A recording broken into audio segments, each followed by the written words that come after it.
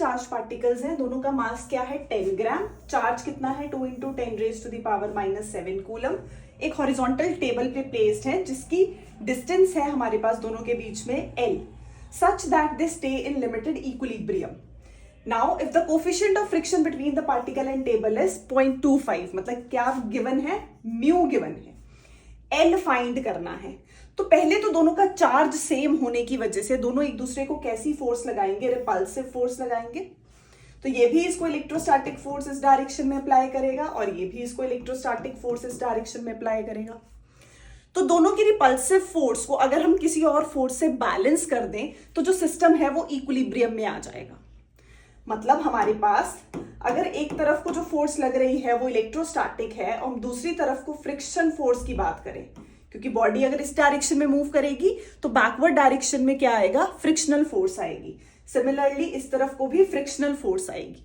अब frictional force क्या है हमारे पास, फ्रिक्शनल फोर्स है F is equal to mu N या R, नॉर्मल रिएक्शन।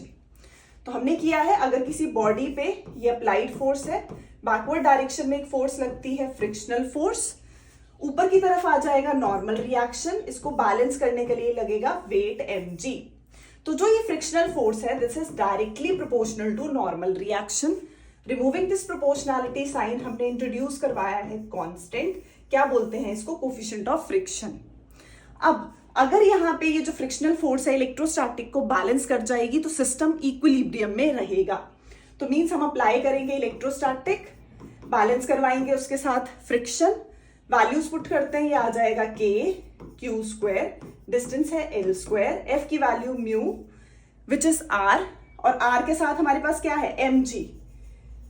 R और N दोनों यूज कर सकते हैं, वो किसके इक्वल है हमारे पास, mg के इक्वल है। R is equal to mg।